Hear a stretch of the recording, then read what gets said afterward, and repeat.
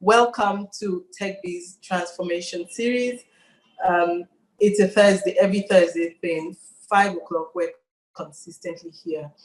And our biggest interest is to help you build your business, help you adapt, and ultimately get to a point where you start to thrive, whether for you as the leader of your business or for your business and for your people that work with you as well. Introductions, you know me already. I'm Dojai Keriche. I'm a marketing strategist. I'm a business builder. I'm a brand manager, and I've done this for many years. I've done this in many countries. But for us at TechBiz, we've run with you for many, many months. And if you have missed any of the episodes or you want to catch up on some of the nuggets and knowledge that we brought in the past, please head over to www.ecoicecenter.com/webinar. You'd see all the past episodes, and we've covered multiple subjects from planning to strategizing to execution to go-to-market to funding to managing your money to legal to inclusive, building inclusiveness into your business, your data privacy, intellectual property. So numerous topics have been taken in the past. Head over there. All the information is provided there for free. You can download the presentation.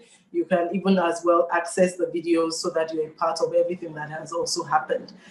Interestingly enough, we also have a community. It's called TechBiz Nation, and we're going to be posting in the chat box how you can join TechBiz Nation should you be interested to join. What do we do in TechBiz Nation? It's a community where we share. It's all about sharing information, sharing knowledge, sharing experiences. Because, the best thing that can happen to an entrepreneur is to learn from other people's experiences. You don't need to make the same mistakes that other people have made in the past. The nation helps, TechBiz Nation helps you to have that platform for sharing openly. Without necessarily having to go through the finger pointing or naming and shaming. The group is there for you to learn. It's also there for you to share as well. If you joined TechBiz series before, you know that I talk about what eco-innovation offers. And part of the things that we offer is civic tech. In this case, before we go into the topic of today, I'd like to share with you about art of technology. You may have been seeing it on billboards. It's in billboards all over the city if you're in Lagos. It's also online, and we have multiple speakers. What is the benefit of art of technology to you as an entrepreneur? The theme is smart data, smarter Lagos. Yes, this is about Lagos, but the critical thing to learn in those 2 days is the power of data and how you can use, or how we can collectively use data to improve various sectors. If you can please go to the slide of AOT. To improve various sectors that touch our lives. This is that opportunity for us to be part of the conversation about building this city that we live in. And we're excited to bring multiple speakers. In total, we have about 60 speakers who will be coming in. There are breakout sessions where you can have conversations with these speakers and, of course, ask questions and be a lot more involved. A very interesting one is Michael Sable, who is the CEO and partner in Y Combinator. Everyone knows Y Combinator, that one company that supports multiple businesses across different parts of the world. So, guys, please feel free to register at www.aotlagos.com. You need to register to be a part of the event. There's a physical part, there's the virtual part. So, of course, the world has really gone virtual. If you join virtually, you would enjoy every single thing that anyone who's physical enjoys, except maybe the refreshment. But provide the refreshment in your own house by yourself. But I think the most important thing is what is there to be learned from these few that you see, these few speakers you see on the screen. But there are a lot of other speakers behind who will be talking in different segments, from health to transport to jobs, talking about funding, talking about fintech, financing. There are multiple sectors to be discussed. Please feel free to join. There's a lot to benefit from it. Let's go into why we're here today. And we're going to talk about our speaker. From structural, for the webinar, you do know that everyone will be on mute. Let's keep the conversation going in the chat box as we listen to our speaker, who will speak for 25 minutes. You can already type in your questions into the chat room, and we will have a full 30 minutes to go on with our conversation, and you can ask your questions. We talk about implementing strategy. And, strategy is that word that, we've thrown around so often. And we make plans, we strategize, and you must be strategizing with your team. You have your business strategy, you have your go-to-market strategy, and perfect time, 2021 is around the corner. I'm sure you're strategizing towards 2021. But life has completely changed. Where we were in January 2020 is not where we are today, whether in terms of costing, in terms of Forex, in terms of diseases, in terms of virality, in terms of how everybody now needs to wear masks to move around. But today, Franklin is going to talk to us about implementation of strategy, the rudiments and the structure and the intentionality that needs to go around implementing, creating your strategy for this new normal, and then implementing that strategy with the right level of rigor and processes that it requires for you to land your plans the way you are ambitioning for it to happen. Franklin, I cannot see you, so if you please activate your video so that everybody can see you. Franklin Zekome is the head of strategy and planning in Insight Publicis. It's a huge agency that supports many of the businesses that you see, and you probably are consumers of within the country and indeed internationally as well. Franklin, you're welcome. Is Franklin there? Thank you very much. Yes. Oh, great. All right, excellent. I thought the next work had finally given up on me. You're welcome. I think you can take it over from here so that you go ahead with your discussion on implementation. Thank you very much. I'm putting on my screen now. Can everyone see my screen? Yes, I can see it.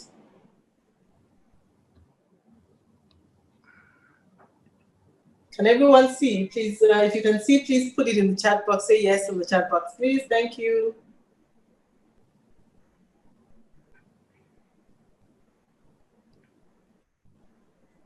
Okay, very good. All right, good. Lots so of yeses. Indeed, Frankie, okay. Go ahead, please. Thank you very much, Dr. It's a pleasure being here. My name is Franklin Ozekome.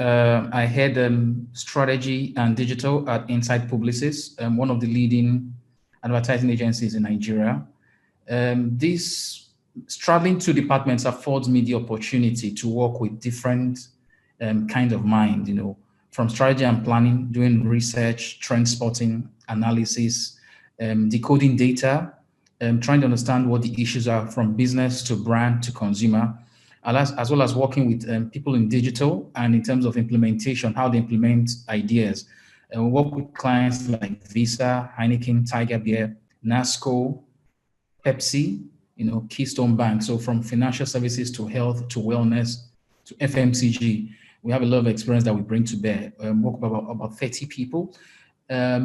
Working day to day with these people, the key lessons are some of what I want to share here as well, take into cognizance what I feel are the pain points of some of you as well, either as entrepreneurs or managers of business, or heading your own fledgling accounts as well.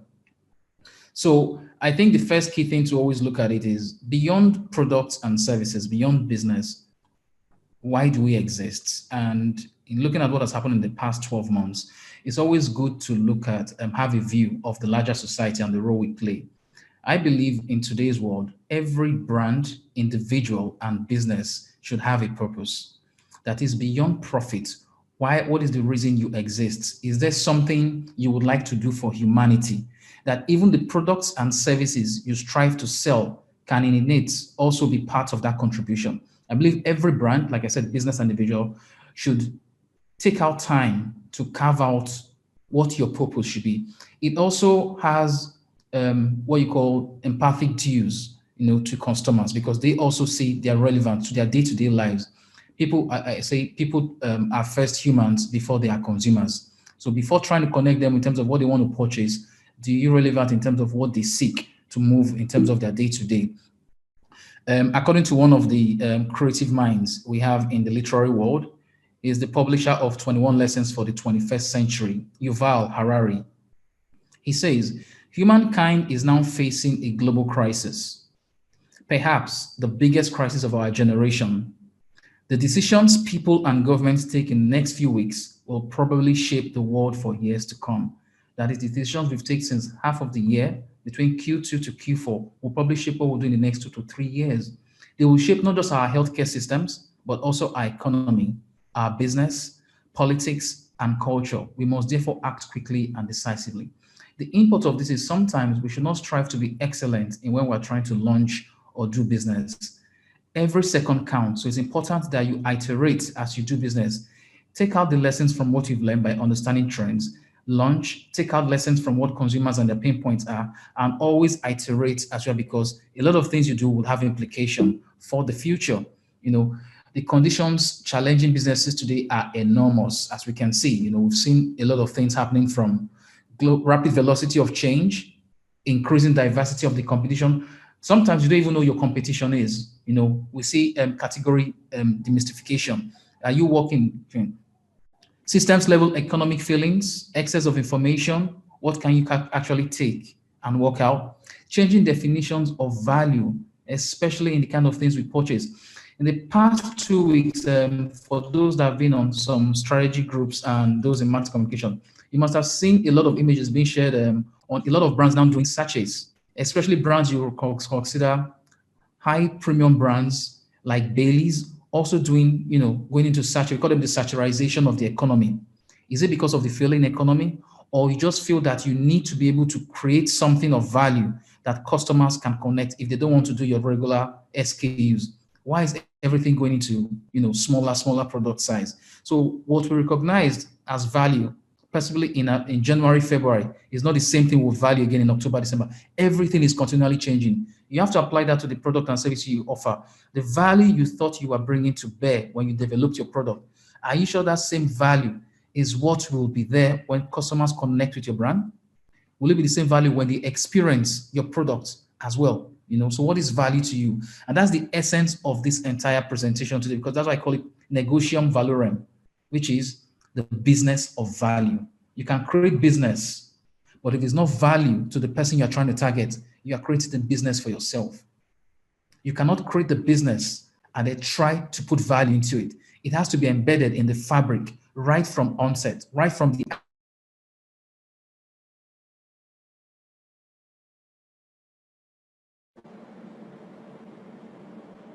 Franklin, you're muted.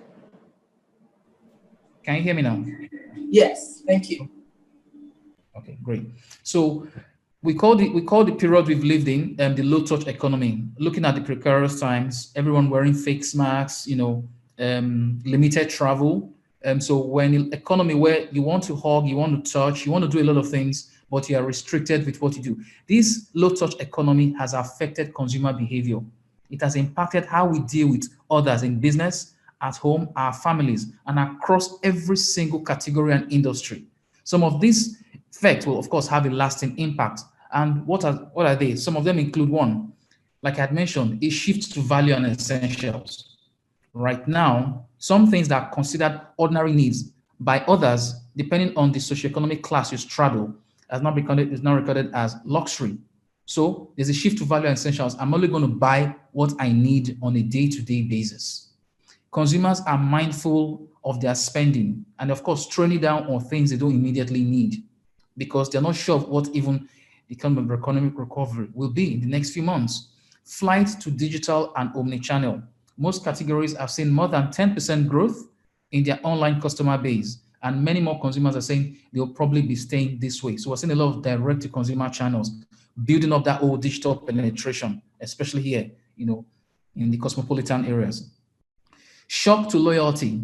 We don't have a lot of people being loyal to brands anymore. It's who can, cater to my immediate need, when I need it, and how I need it.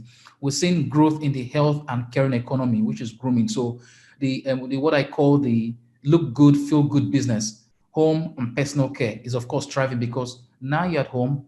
Your home is now your school, is your entertainment area, is your workplace. So every time you're striving to also look your best at all times, And we call what we call the homebody economy. People are now getting so used to staying at home, they don't even want to go out anymore, even when some offices are relaxing their restrictions. So these have lasting impact. What it means as well is for every issue here that is seen as a pain point, there are also opportunities for people who want to create products and services. How do you create products and services to cater to some of these trends that we've mentioned here as well? These behavioral shifts cut across different industries and sectors, like I said. Some of the emerging ones, which we feel will be there for the long term and which you can also connect with creating unique services and experiences for brands include, travel and mobility, health and well-being, communications and information. People always want to talk and share stuff, play and entertainment, life at home. How do you make it much more interesting for me? What are the tools I will need? What are the utilities, and resources that could make work at home much more interesting and entertaining? And of course, shopping and consumption. So these are some of the emerging things, and this will be thriving industries that will be there for the long haul. So our lives will be forever altered by the influence of technology, because that is what will be the underlying anchor for anything that will thrive in today's economy. We're seeing new forms of consumerism. Rather than going to the next game shop, I'm going to just do my stuff at home and connect with the other guy and do a championship, more than often.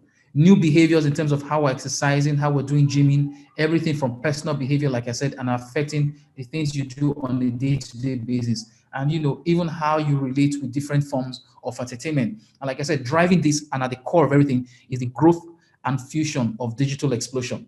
We can see that a lot of the telecom brands are doing very well and smiling home to the market smiling home to the bank, because everyone has to talk, everyone has to connect, everyone is on point in terms of social media, in terms of interacting, whether it's on Zoom like we're doing here, so it's triggering a whole explosion. But in turn, we're also getting a lot of data for those, for example, who are in the tech and data space. We're getting a lot of data in terms of how people are behaving, the things they like, how long they stay on certain sites, what is triggering their needs, and then, of course, using those data points as insights to create new products and services as well. So emerging social trends are the new norms. A lot of these were also part of them because we are consumers as well. Growth of alternative e-channels, growth of music parody and entertainment, family bonding at home. Like I said, home is now where you tutor, become education, and also where you entertain yourself. So it now straddles different things. Well, it also means you're also looking for different products and services that will cater you. Rather than doing, formal wear, you start looking for lounge wear and relaxed outfits, because you're probably going to sit on a couch or on a tabletop for hours. So we're seeing a whole redefinition of values, in terms of how long you're staying on call, the kind of networks and groups you're also amplifying and try to cater to as well. In turn, this behavior is affecting consumer lifestyles. Either you're imitating something or you're becoming used to a way of doing something. And of course, alternately for businesses, it's affecting purchase patterns. So as long as these trends impact behavior, we should also look at what are the emerging opportunities that we can tap into. 4 of the biggest ones in terms of data sourced from AC Nielsen and Kantar are: online entertainment will be very big, especially for the next year. Personalized nutrition. People are looking for unique things that will help them thrive. If I'm going to be on this work call, or I'm doing this field of exercise, or I'm trying to do whatever it is that makes me excel, I need something that will make me feel good and sound in a particular way. So who are the people offering personalized nutrition for me? Direct consumer to retail channels, in terms of logistics and transportation, will also become very, very big. And then virtual gaming. Virtual gaming is one of the biggest categories that is projected to grow within 2020 to 2023 at a value of over $121 million. That is very, very huge. And then you can also cater in that space in terms of the stories and content you create. You don't have to be, straddle the entire ecosystem.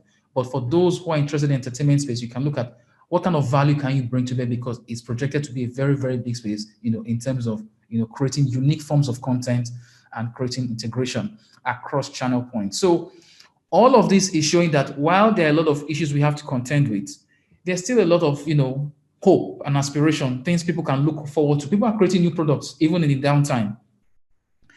For example, take an entrepreneur like Lola Pedro. who's looked at things happening around and launched, Pedro's Gin. We're seeing brands creating new stuff, creating new different artworks, whether inspired by what has happened with the whole hashtag NSAS, or creating new forms of, genre that people can always strive, and it can be virtual or physical. So depending on your optimism and your outlook to work, to life, and to what's happening around you, people feel whatever it is, whenever there's a challenge, there's also a resolution, and it means there's opportunity to grow, and fledge in that industry. So these are stats showing the growth of one of these sectors. Online streaming is projected to be still very huge, irrespective of what we're saying in terms of what has happened, during the pandemic and post-COVID. So streaming is going to be very, very huge. And again, we're seeing likes of Netflix now actually setting up office in Nigeria over the past 2 months. So a very big opportunity, especially in that space. It's also driving huge entrepreneurship. People who are looking to tap into personal home care, creating new kinds of products, either in terms of beauty space, hair space. But the key point here is, how do you tap into Afro opportunism? That means the whole range in terms of tapping into Afro cosmos, the fact that I want to identify with what is my own. We call them Afro optimism. So can I do something that has to do with that creative identity? It could be look, it could be feel, it could be something I wear, or it could be just something I want to watch and entertain myself with. But people are tapping into that whole genre by creating new assets, communication, content, platforms, and experiences. And this as well is also building up strong financial inclusivity, because when people tap into those things, economic inclusion is included, and as well, there'll also be commercial progress tapped into it. So like I said, there's a whole lot of things happening where there is a crisis, like what we've seen happening in the past 2 months. There's also opportunity to create new models. If your business is already been existing heretofore, then it's time to also relook, are you actually creating value for what has happened before? Or are you projected to create value for what will happen in the near future? So is your business model congruent with what is happening right now? And we're going to take a look at that in terms of how we build some of that ecosystem to be relevant. So like I said, instability in the present is opportunity for the future, depending on how you look at it. And the best way to always look at it is, even right from now, imagine what you want to do in the next few months. It could be a project, it could be where you work in the office, or it could be a business you're about to launch. Look at where you are today and say, in the next 3 months, or at the end of 6 months in June 2021, what exactly do I intend to achieve? Discuss the outcomes and list them down, and then try to walk backwards and create, what are the things I will need to activate every single day, every single minute to make those outcomes possible. The way we usually do it is to start from the front and then say, these are the things I want to do in 3 months, in 6 months' time. Because of what's happening, it's always good to have an outlook. Determine the outcome right from the onset. I want to make 1 million naira in 12 months. That means I have to make at minimum 8,000 naira every month, and work backwards. What am I going to do it every single day? Create that ecosystem and people and resources put in place to ensure those things are happening. Otherwise, like I said, it'll just be a figment of your imagination. You will only hope that those things will come true. That is what smarter business are doing today. It's what's called future back. Create an outcome, work backwards, and look for resources, talents, and people to ensure those things come to fruition. In addition, always start with the customer. If I'm going to create this value exchange, who will be more receptive to it, either as a need or as a want? What are the technology and ecosystem that I need to put in place to make it happen? And how do I ensure it becomes a viable and a sustainable business in the long run? So we call that your future drivers. Plan for the outcome, look for the immediate resources that you need to ensure that that happens, but always start again first with the customer in mind. It's very hard to create a product in today's world, looking at what has happened, and try to sell it. It's better you create it, what you call the return back ecosystem. What is it customers are looking for? And we've looked at some of those spaces. What do you think they want? Who is providing those things for them? And what value will you create? So right from the get-go, ensure that the customer mindset is weaved into the fabric of what your business is doing, it makes it very easier because they will naturally gravitate towards what you are already creating. Again, put the customer at the center. Example provided by Ash Moya he wrote a book called, the Lean Fit Strategy. Now, if you look at some of the two models here, you see I have a product and I'm looking to how to fit into the market. So I build the product, I demo it, and then I try to sell. But what he's saying is the best way to have a build and sustainable business is, first of all, have the customer in mind, demo it and test it, trying to see if it works, iterate it, check it again, work with a focus group. Once you have comfortable to a setting, then begin to sell. Take lessons as you sell, iterate the business, take the insights, and continue to build your product. So your business is not final even when it has been launched. So he's flipped the model. And that's what some of us are also doing, for the likes of us that also work on brands like Visa. We're always iterating. We never say it is excellent or we've launched to the market. Even when it's in the market, we're using analysis from data to also impute to ensure that that campaign is continually evolving and reshaping in terms of cognizance. A good example of one brand that has done that, a global brand, which I've used it as a case study, Tesla. When they launched in the market, they called themselves an automotive brand. Over the past 18 months, they've relooked their strategy. And it's very, very interesting to hear your perspective in terms of what would you call them? Which sector do you think they currently straddle? Based on what they did when they came to the market, they found out that they had to always have what you call EV batteries, to always maintain the speed and mobility of their cars. And they were always having to, purchase those things at high cost. After a while, they decided they were no longer in the business of transportation. They had to create a gigafactory to also start creating those EV batteries so you could also provide access to their cars. Now, they are the manufacturing business. They produce cars, they produce batteries, and also sell those batteries to other car manufacturers who are also in that alternative transportation space. So they've redirected. They're making what you call the two-channel model, pronged model, and moved from what you just call automotive retail to manufacturing. And that is how they've moved from transportation to alternative power to also space shuttle, because they have to relook their business model based on what customers are asking for and how they will define themselves. So the key things to take out from here is, one, you have to disrupt your value chain in cognizance in terms of what customers are asking for, because again, depending on what you have, you're probably transcending maybe more than your industry or category. Who are you really competing with? What is the value of exchange to the customer, and what do you think is value to you? Again, what do you think you're communicating as value, and what do the customer see as value to them? You have to be able to ensure that you channel those properly. And then how do you ensure that you create viable options for them to connect with what you're selling in tandem with ongoing shifts as they occur?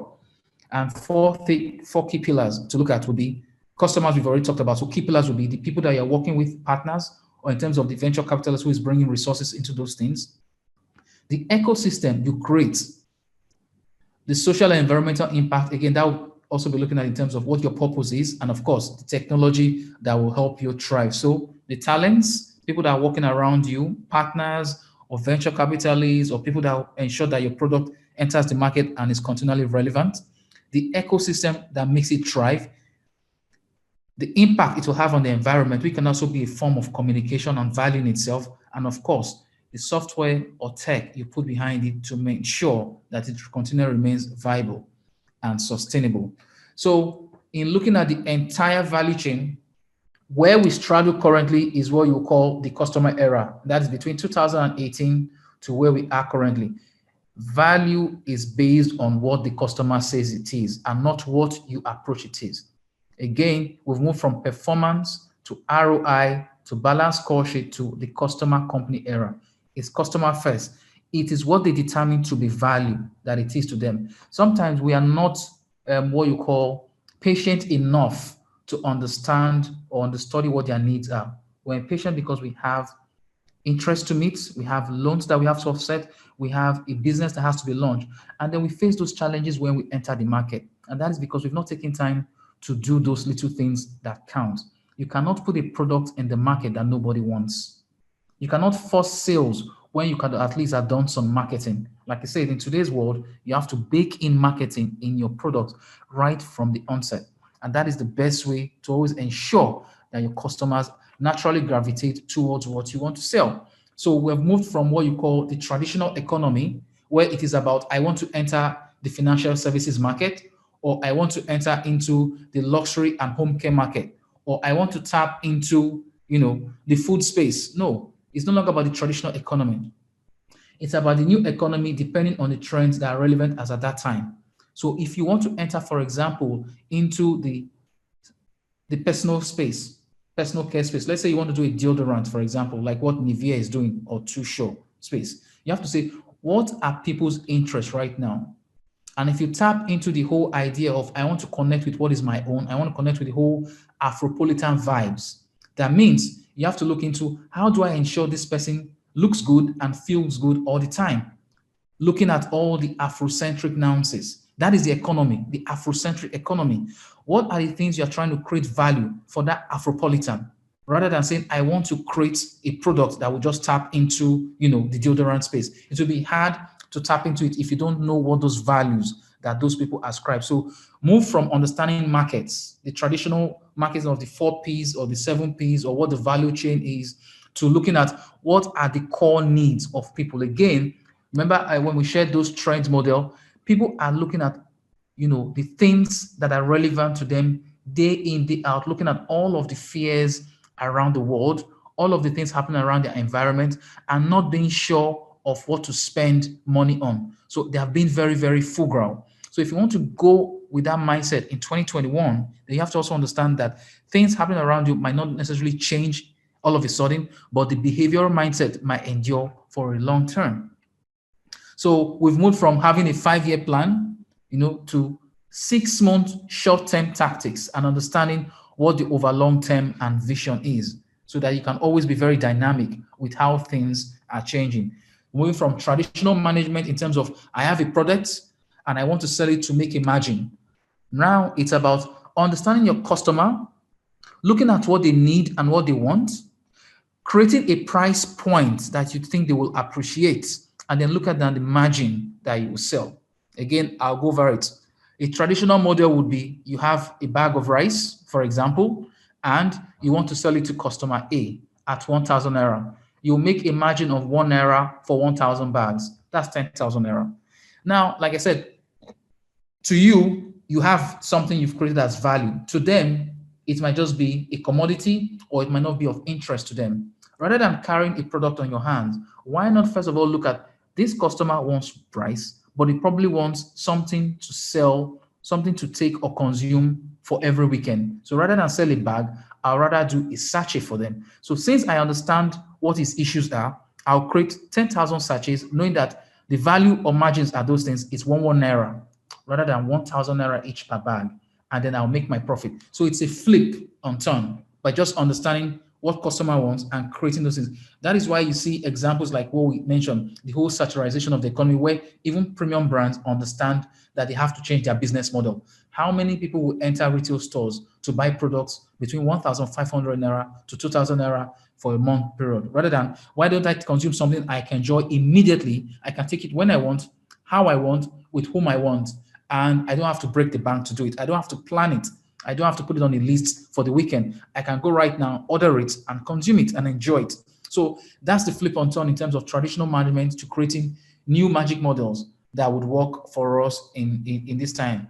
And I've also added, additional case studies that you can take your own time to go in and read and understand the things that will work for you. For example, Amazon, we all use Amazon, for example, in terms of either using Amazon Prime for entertainment, or you're trying to order a book.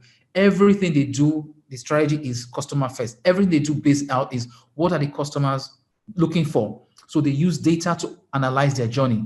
How long you spend on the site, the things you're looking at, the references and the recommendations. If you purchase or you leave, they will immediately start sending mails to you and giving you recommendations based on what they see you liked, purchase, or you spend time on. How many of us take time to do same similarity or imply that same thing in our products? If someone comes to your online web store or asks you about a particular product, do you follow up in turn to follow up and share and say, perhaps I can share this product with you. Perhaps these are the various options, So again, it's not just about creating the product, because if you look at this model, we'll put the product first and we'll put the customer last. Rather, they've put the customer first and said we will sell last. And whenever it is you're ready, they will always be ready to create and make their margin. So these are just an example using Tesla and Amazon as examples in terms of leveraging opportunities. Netflix is also doing the same thing, so I'm not going to spend time on that. But where we need to really tap here is, especially for those who are interested in digital sales and the digital economy, 4 key ways of creating growth. One, first of all, say what is your business what is your business of purpose? Why does your business exist? Who do you want to create value for? Who do you want to create value for? What would they regard as value to them? There is what you determine as value, but there's what the customer determines as value. So it has to start from the customer first. Why should they pay attention to you? Of course, that will now look at the inputs of what are the benefits of your product and the reason to believe, all of the things your product has to offer and all that. Why would they pay a certain price at a certain time to have? So this is what you call the consumer-centric circle, looking at value creation in terms of who would pay attention to your product, what is the kind of value you are paying, and how you create value on a period of time before you create any single attraction. And when you do that, first of all, key things to note, you have to create awareness. You cannot start selling right from day one, even if you're selling products and services. First of all, know that you have to build traction. You have to scale up to a certain number of people so that you have a mountable size that you can always connect and relate with. That becomes your marketplace, your own ecosystem that people can thrive in. Once you create awareness and you continually attract them, either because of the service or what you share with them, free content or additional, value drivers to what they've purchased already, then they in turn also begin to pass word of mouth, share your process and these things, and then they continually evolve over time. So you have awareness, attraction, activation, engagement, monetization. But like I said, today's customer journey is no longer linear. You can move from awareness to retention. You can move from engagement to activation. You can move from attraction right to purchase. What you have to do is, for every point of the customer circle, try to create value at every point in time, because you never know where your customer is and how they will navigate towards and share the same opportunity to you. Always put the customer in mind, create a customer decision model for them, and look at points of model where you can always add value so that your business always remains viable, like I said, and consistent. So that is it in brief here. To round off, I would share this with you. If you wanted to start something today, or you already have a traditional model that is business first rather than customer first, then start with the future back. What is, determine what it is you want to achieve 3 to 6 months, 6 months to 1 year, 1 year to 18 months. What is the outcome you want to achieve? List them out. 1, 2, 3, 4, 5. I want to achieve 1, 2, 3. It could be monetary, it could be financial, it could be product wise, it could be marketing icons in terms of deliverables, sales, or whatever it is. Then divide it by 12 months or that period of time. And then how do you ensure that you have the resources, the talent, the skills to enable every day make up for that count? Work backwards. So like I said, determine the outcome right from the outset. Secondly, ensure that you understand what the value drivers are for the customer in looking at the trends around you. What is value to the customer? That is more important, not to you. What will they regard as value? How have you priced that value? How different is your product or brand in the market? What rules are you breaking? And if it is the same or is a commoditized product, what will you do differently? It could be communication, it could be advertising, it could be how you engage the market. If it is not unique, then who are you working with to ensure that you have a unique business model? And again, over a period of time, ensure that you accelerate your journey, looking at the customer decision model we just shared there. This is a toolkit I'll be leaving with you as well, which will help you ensure that you always put customer first in your mind. Because when we talk business value, when we talk negotiation valorum, always know that today's business value starts with the customer. If you don't have that, if you're starting with sales, if you're starting with implementation, you will face those pain points. So start with what people naturally gravitate towards to. What are their fears? frustration and anxieties today. What are you doing to alleviate those pains? Once you do that, that can become a value and a form of communication. What things do you need to do internally that can help them? How do you help them achieve their dreams, and objectives?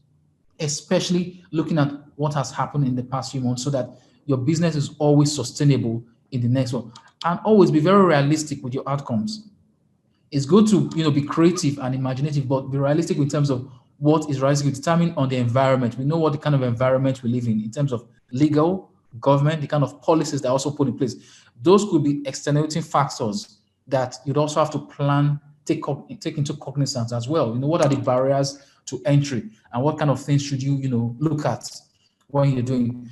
Once you've done all of this, then start looking at the stories you can tell to ensure that your product or your business or your brand is attractive. Because by the time you understand the tension point of those customers, you can also create that as a point of story. And we know how we are. We love stories. Once you create that source of empathy, lots of customers will want to jump on you because, one, they see that you have a purpose. Two, they see that you've created something that is in cognizance with what they want, and you've empathized with them along the journey, and then they can always relate with you based on that. It is when they've done that, they will now ask what the price is and why should I purchase, rather than putting the product first, the price first, the place third, and all of the traditional models that we're trying to do. So this is a very brief synopsis of sharing this presentation with you. I wanted to be sure that it was succinct and we could go over the points. Thank you very much. We'd love to hear your take out, and let's contribute and share questions. Thank you. Awesome. Thank you so much, Franklin. I think that that's a condensed MBA in 30 minutes. Thank you. I think that one critical thing that you kept on emphasizing and re-emphasizing is customer value. Value, which is that, and they do say that successful entrepreneurs are those that are problem solvers, those that have figured out a venture that delivers value to the customer, and the customer is willing to pay enough for them to cover their costs and also make something out of it. So, I mean, that's in the absolute rudimentary explanation, that is the definition of a successful entrepreneur. So thanks a lot, Franklin. But there's one part that you need to go back to, and a number of people have been asking, which is when you talk about rolling back the future, right? Yes. How could you give some form of prescription on how that can be done? Which is that, from 2020 to 2023 or 2025, I look into 2025, what is the future that I want to create? How do I then do that today? Okay, that's actually a whole study in itself, but I'll try break it. It's what you call we call it trend forecasting. Trend forecasting is the ability to analyze what's going on and use that as what you call as mega shifts. If this shift is happening in this industry, then by replication, these are the things that would happen. So let's put it into context. For example, let me see if an example I would use here. I shared a trend example here. Would be, let's give an example. Would be what's happening in the home and beauty space. Now, a lot of people have been forced to stay home over a long period of time. Now, one key thing will be, how would you create value if you are in that space? All you have to do is, if you study what's going on in terms of chats, Instagram stories, and so on and so forth, you see a lot of people are jumping on becoming either models or having their own retail. But out of the thousands of online retail stores, how many will survive? How many will strive? So the key thing to do is not just to jump and replicate what you think a successful person is doing, but want to understand what is your own space. You have to be comfortable with your own space and your own elements. You have to do what you are comfortable with, not what you are trying to see someone else is doing. That is one. So it has to be true to you.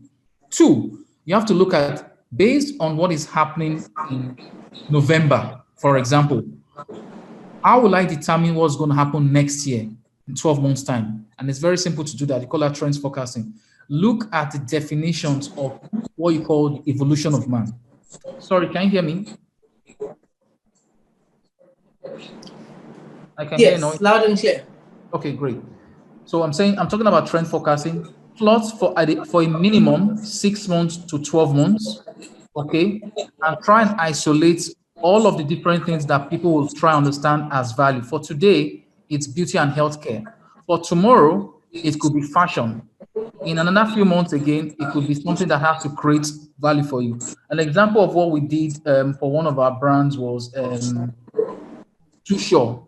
When we looked at what was happening with the pandemic in March, we said a lot of things are going on here, and the health and wellness sector is going to grow very well.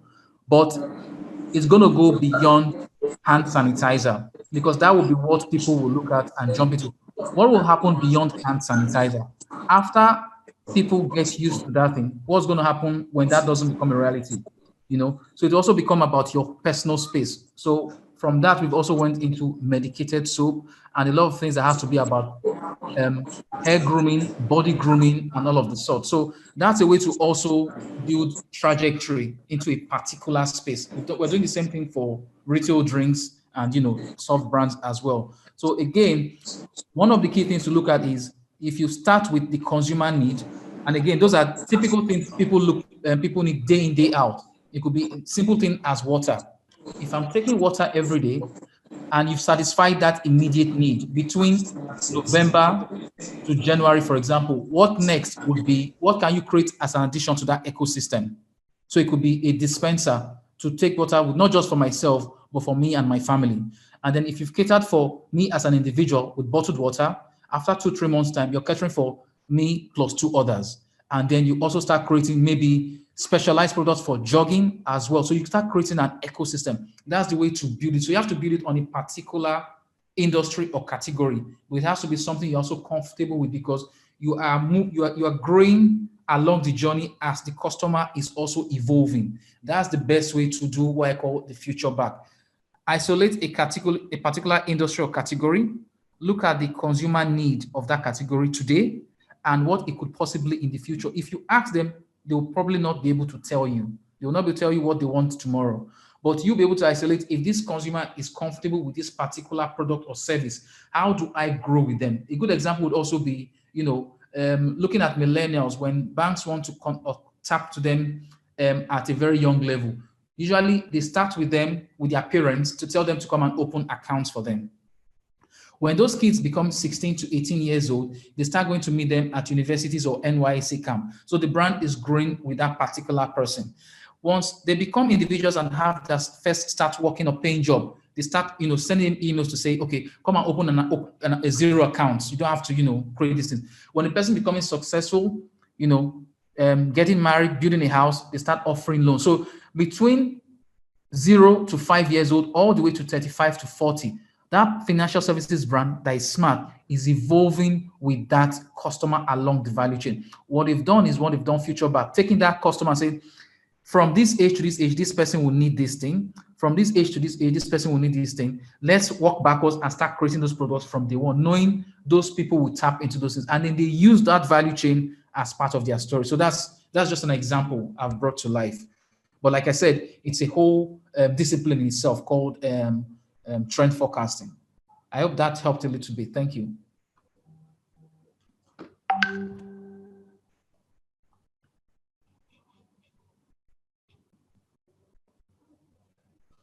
Sure, absolutely. Thank you, Frankie. I think that, normally when we think about these things, sometimes we get the feeling that it's rocket science and, you need, the best of business analytics people in the room. And while that may be true, if you go into the chat box and you see some of the things that are posted, some critical questions that you could even ask yourself.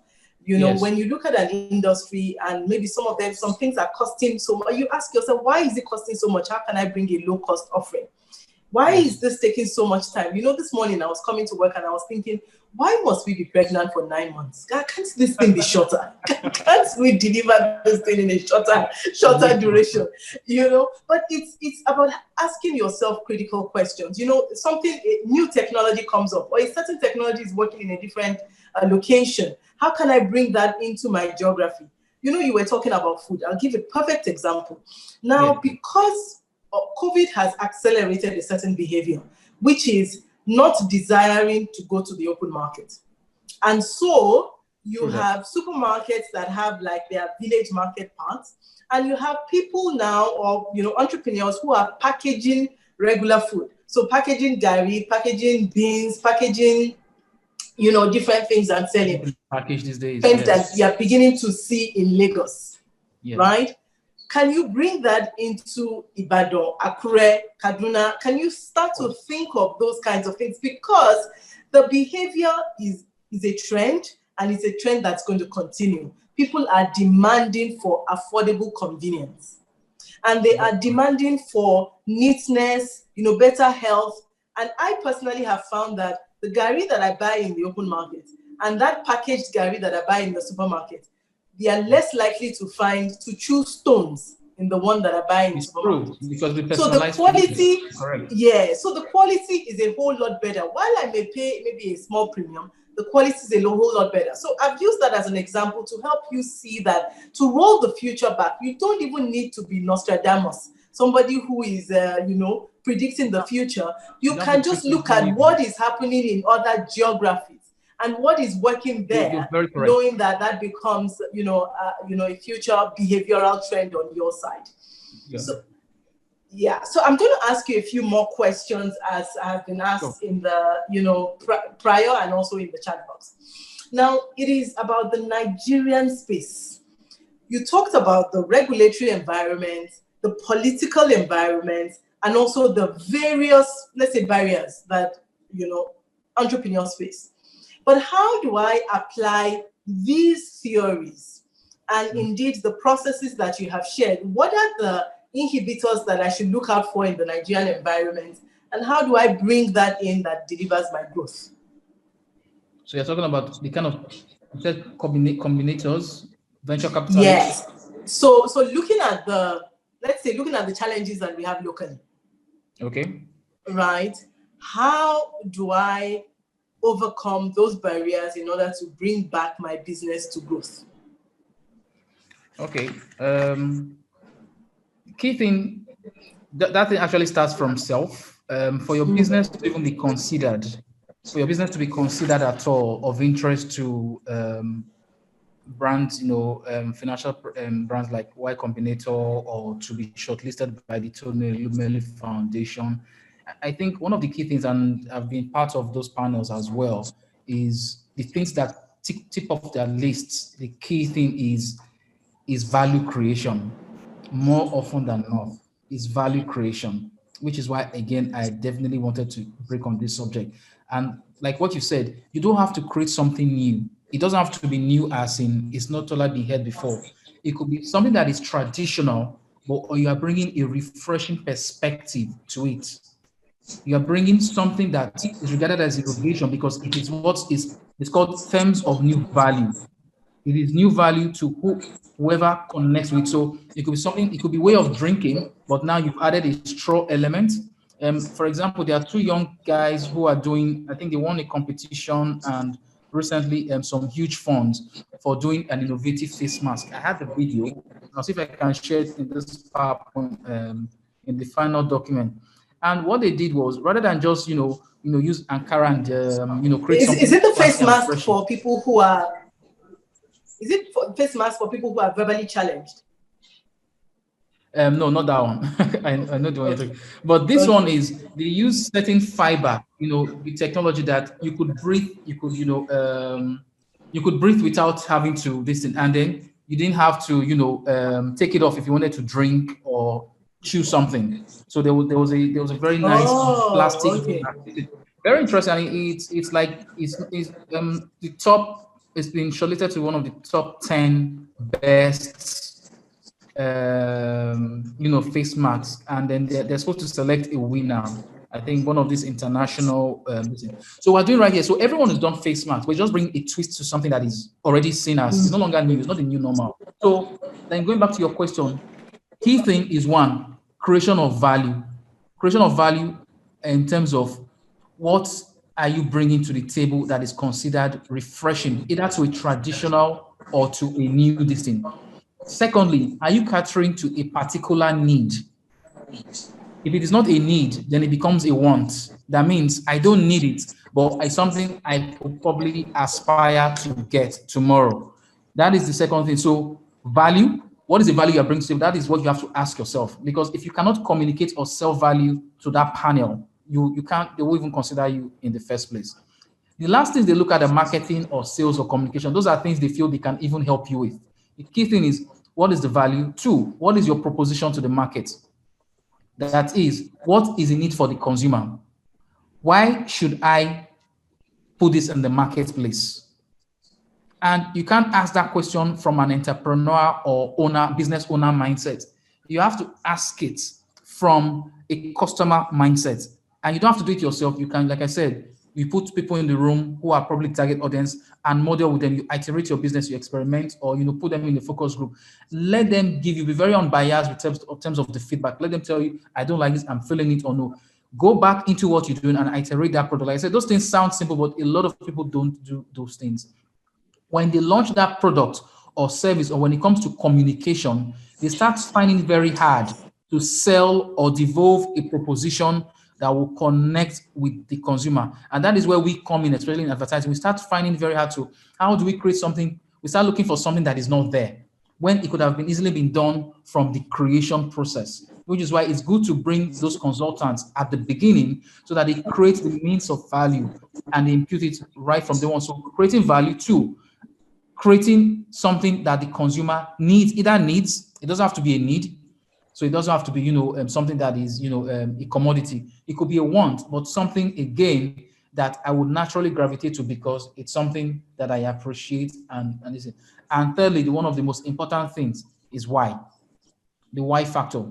Why do you exist? Why should I care? So I've seen this product. I've also seen this product. I've also seen this product. They're all in the supermarket. I can order online. What makes yours different? What makes yours unique? There's nothing that is new under the sun. That why is probably one of the most important questions you should ask yourself, either with your partner, again, or with your consultant, in terms of why should you create? And the only key thing you can use to answer that why is by creating a purpose. That purpose has to go beyond your product or service. That means create something that has an impact on the environment or the industry or on humankind, and say this is how your own product will be part of that process in terms of making things better for the everyday human, the everyday person, the everyday Nigerian. Once you have those three things factored, you have already a story that you can communicate and sell. It will not be something that you have to create, in isolation of your product or service. The marketing is already baked in. Purpose is already baked in. Value is already baked in. When you stand up to present to those people that want to support your product, it becomes a 360 model that is factored in the ecosystem. And that is what they love. Those are the things they select or pick up naturally, which is why I've left it on this slide deliberately. Thank you. Fantastic, Franklin. Thank you so much. You talk about purpose, right? Let your business, yes, your product, your brand have a purposeful role in the society. Let it be making a certain impact within the society. And the value proposition to the customer. What problem are you solving? I love when you said, normally we always talk about product market fit. And you said, yes, now it is problem solution fit. Exactly. Successful entrepreneurs are those who solve problems. Fantastic. The biggest one. Thank you so much, Franklin. There's one question that Daniel is asking. He wants you to differentiate between the wants and the needs you talk about and explain it in a better way. So, you said that there's a need, right? Meet your customers' needs. And of course, it can jolly well be wants as well. But yes, if I'm meeting the wants, will they be willing to pay for it? Thanks for that. Okay. The most successful businesses are those that are able to provide what you call the future needs and future wants of consumers. And when I mean need, that means the basic things that people need. When you look at the Maslow's hierarchy of needs, what are the basic things you must take every day as a human being? Water. I must drink water. So now, even within that need as water, there's need and want. The sachet water, tap water is, I can access my water there, right? If I buy a bottled water at 15 naira, it becomes a want. I have made a decision to purchase bottled water rather than drinking water from my tap. Do you understand? It's a basic need, but I have also shown that I have a preference for 100 naira bottle vis-a-vis a 10 naira sachet, or taking water from the tap my friend offers me from his kitchen. So that's need and want. But so need again could be food, the basic food, right? But again, I could buy asijafe 200 naira every day at my roast stand, Indomie, and I could be well fed with 1,000 naira for a week, depending on my selection of choices. Or I could select, Farm City, or Abano, or the place that does this, and purchase food snacks worth 300, 1,000, 2,000 naira. That's my selection. So I've moved from a point of need to want. I want pizza. You actually say I want pizza, but I need food. So you could provide me food, which is ensure that your stall is there and giving me, agoing beans and bread at 200 naira. I am okay. Or you could say, no, I want to spend 100,000 naira on and put a nice a restaurant on Ogudu Road, but my cutoff price for every food is 3,000 naira. 3,000 naira, and it comes with everything you want. I'll put 2 goat meat inside and I'll put a product. That's a selection. So I make that selection that I'm going to. So that's the basic. So what I'll be selling them will therefore, I'm not just selling food anymore. I'm selling packaging. I'm selling a brand name. Do you understand? I'm selling access, the kind of people you meet there. All of those things become part of the price point, rather than I just want protein in my beans at 200 naira and I'm just going to buy agoing beans. But I go to where I can get agoing beans for 3,000 naira. I'm no longer buying beans for need. I'm buying it for association, packaging, the name, and all of the things that are factored in. That is why I'm buying at 3,000 naira. So that's what I look at needs and wants. I hope that helps, Daniel. Thanks. So clear, very, very clear. Daniel, please confirm that helps, because other people are confirming already. Blue Sea, 4 Tola. The water analysis is an eye-opener. Israel wants to ask a question verbally. Yes, Daniel is confirming. He says, wow, thank you, sir. So which means that it absolutely answers his question. Zik City is saying, fantastic. Bamidele says, you are full of wisdom. Great. Israel has raised his hand. We're going to take Israel's question verbally, and then after you answer that, we will wrap up. Okay, cool. Thank you. All right. Good evening, everyone. Hi, Israel. Hello. Good evening, Israel. All right. Oh, thanks a lot. It was quite an interesting moment, a section listening to you and all that. You said one key thing about starting up a business is thinking about the value you offer, and you said something about partnership too. So Yes. I'm a partner with one of the strong software developing firm here in Lekki, Lagos, Truvia Media. I wouldn't know if you've heard about Truvia Media. So when you said Farm City, it's caught to mind because we actually developed a mobile app for Farm City restaurants. Oh, cool. So yeah. So but the market now has not been all that friendly. It's not as if the services is not something that is of high demand, but there is a lot of competition and all that. So I want you to touch the point where you have a product and this product offers a very good value to the crowd, to the public, but you still find it very difficult to penetrate the market, even when you have a very good product or service that you render. So I wouldn't know if you got my question clearly. Yeah, I did. Thanks. I'll take it from there. So you're off. You have, what is your product now? What will be your product? The software, the app? Yes, he did say that he makes software for clients, and if the product, if he says it's a great product, it means that maybe clients have given positive feedback about how it's impacting their business. But they're not. The churn is low, right?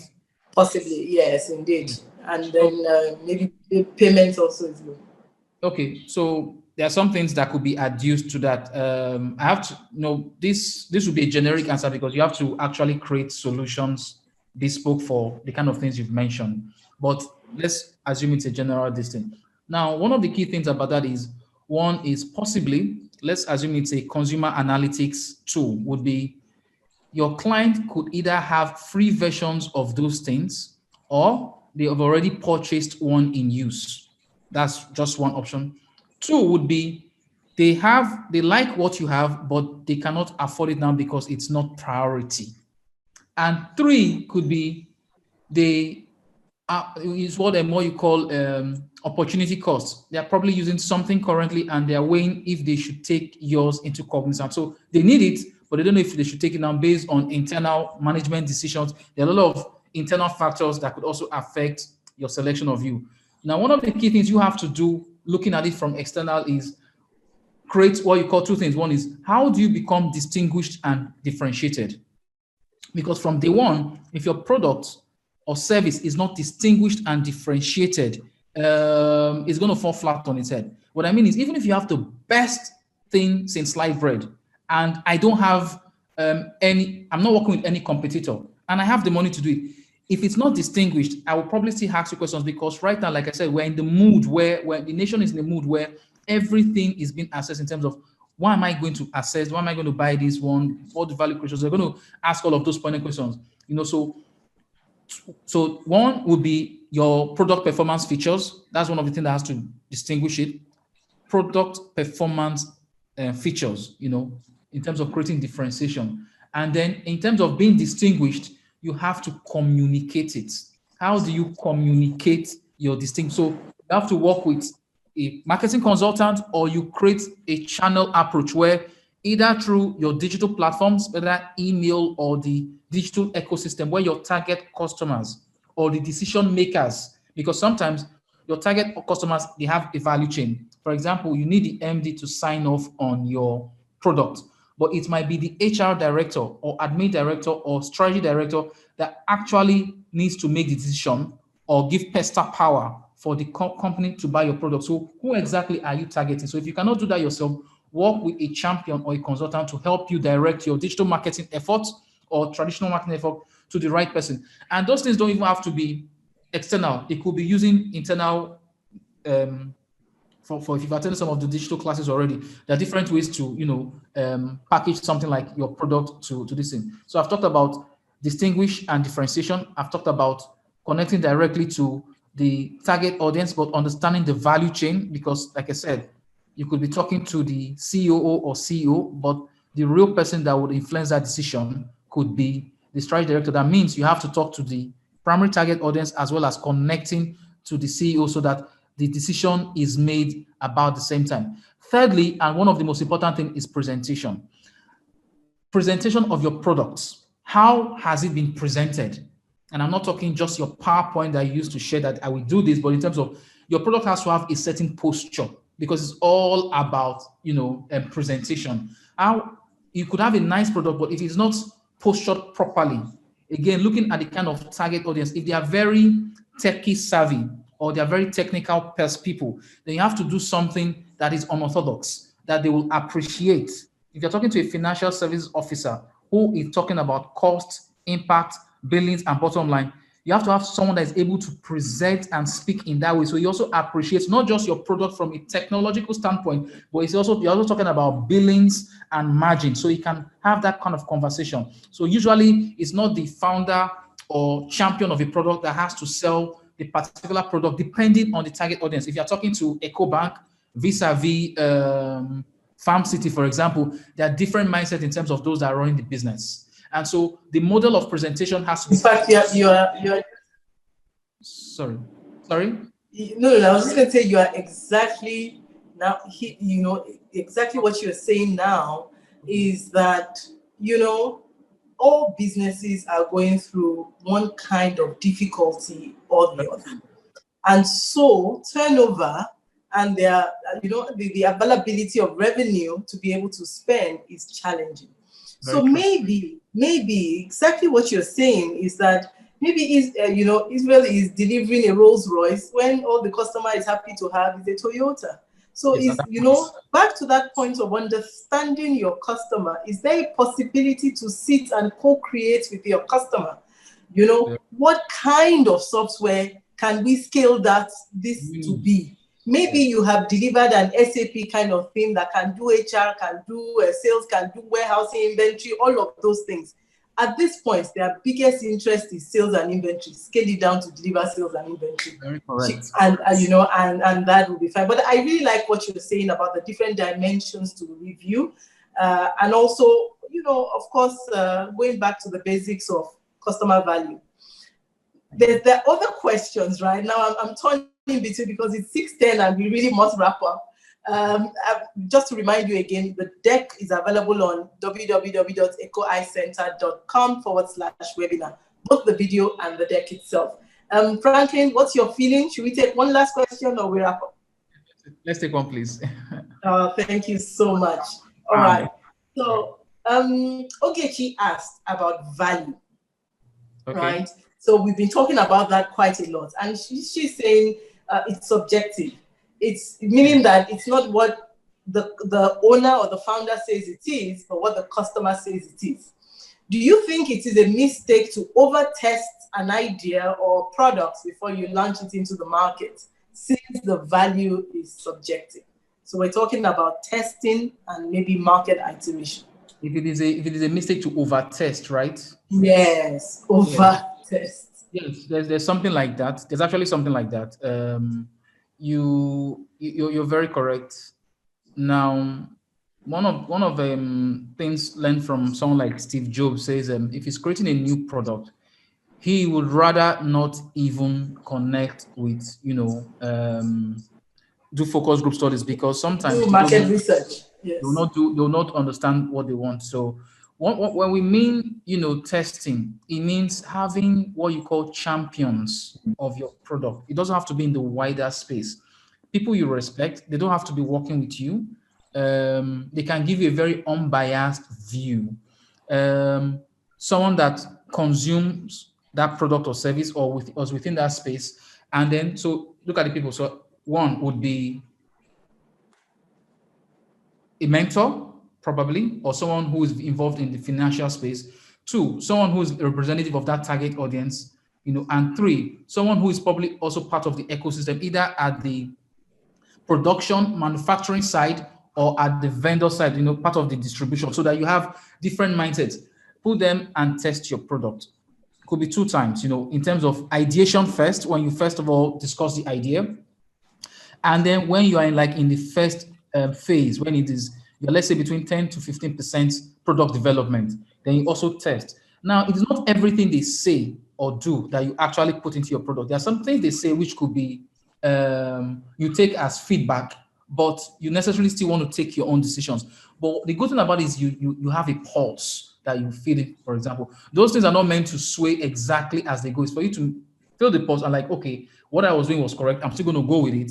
Or these things they are saying, I like it, but you move with intuition. But it just gives you a statement that you don't have to just jump into the fray. So if you overdo it, it could also have an effect on you because it will now become prescriptive. And if you do that, you could also miss the market. Because again, you're talking to real human beings that have ongoing issues. One of the key things, like I said, never be excellent. Never attempt to be excellent with your product. Never try to attain 100%. The best brands are those that try to jump into the market with what they have and they take learning as they go. Paystack that was just recently purchased, they still were not claiming profits. Even when it was purchased, what they purchased, the people that purchased, is the possible outcome of the business, the future of the business. To them, they were still taking money in and plowing in developing the market. But if you want to make profits immediately, then you can make that decision and quick. But if you want to build your business for the long haul, then take time, understand what's going in the market, do some iteration and testing, then launch. As long as you're dedicated on that product, you'll be taking lessons from the market as it's ongoing, and you'll be tweaking your product as it goes. So it's never static. That's the best way to go on. Yeah. Fantastic. Netflix, Amazon, and so they're always learning. They never said they are the best. They never claim to be the best. So in the spirit of continuous improvement, thank you so much, Franklin, and thank you for all the nuggets that you have dropped today. For me, it is a very perfect trio, which is purposeful role in the society, deliver value to the customer, and market it in a way that you make money out of it. I think it's just fantastic, how you simplify the information, customer centricity.